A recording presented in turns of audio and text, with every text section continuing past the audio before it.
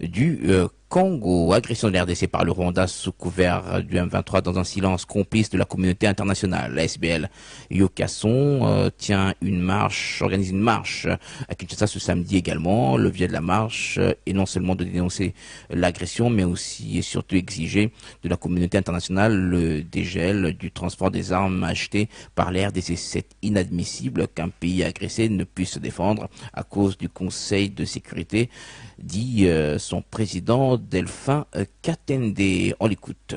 Peuple congolais, selon l'appel du chef de l'État, nous allons marcher samedi, le 19, pour soutenir les FARDC. Nous allons marcher à partir de 8 heures au niveau des changères jusqu'au palais du peuple. Là où nous allons lire le message, notre mémoire que nous allons déposer au niveau de l'Assemblée nationale. Nous demandons aux jeunes congolais, les papas et les mamans, tous nous serons dans la rue pour démontrer comment la communauté internationale est en train de maltraiter la République démocratique du Congo et réclamer les armes bloquées inacceptable. On ne peut pas tolérer dans un état de droit et dans un pays démocratique que nos armes que le gouvernement a achetées soient bloquées au niveau de la France. On ne peut pas accepter. Lorsque le pays est agressé, comment le pays est agressé et on bloque même des armes. Nous allons marcher pour réclamer qu'on libère ces armes. Voilà au moins notre but samedi.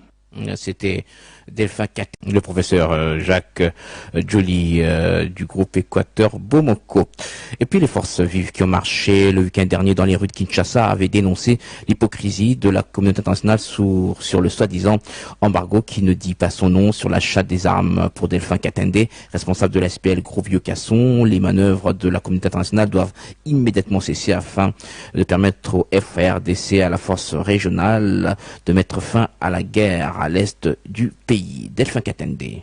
Notre souhait le plus ardent est que, dans un futur proche, les FARDC et les forces interrégionales puissent éradiquer les rebelles du M23 soutenus par les Rwanda et les autres. Mais chose étonnante, nous apprenons que les armes achetées par le gouvernement en Turquie sont bloquées en France. Un acte que nous condamnons avec la dernière énergie. Car, pas plus tard que la semaine écoulée, une frange des membres du Conseil de sécurité des Nations Unies ont été reçus par les deux présidents des deux chambres du Parlement. Ils ont laissé attendre que le gouvernement congolais n'est pas sous embargo pour l'achat des armes, plutôt les mouvements du groupe rebelle. Grande est notre indignation. Si ce complot à dimension internationale, et nous demandons que ces manœuvres cessent à l'immédiat. Monsieur le Président de l'Assemblée nationale, l'heure est grave.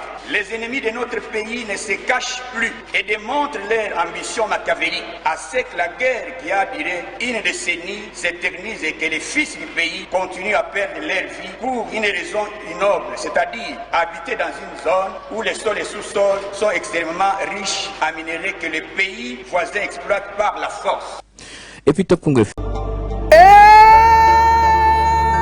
Papa, maman, nini yangoko etasmale okokuta yango wapi na Bouakwalu entrée de l'eau numéro 27 etasmale grenier ini que etasmale kata ville province de Kinshasa etasmale grenier suka etasmale grenier bakoyamba yo kuna epapa balora na mama na bapeso ya kolia mpe ya komela na etasmale grenier bazoteka angro mpe na detali na etasmale grenier bape ezali ya Paris mpe na Bruxelles na etasmale grenier le peuple d'abord na etasmale grenier dinati na etasmale grenier suka